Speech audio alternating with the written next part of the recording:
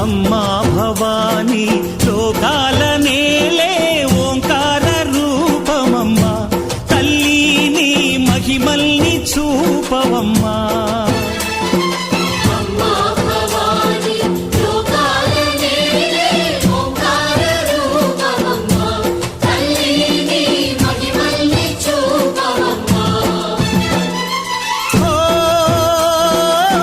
సృష్టికే దీపమా, శక్తికే మూలమా, సింహరథమే నీదమ్మా.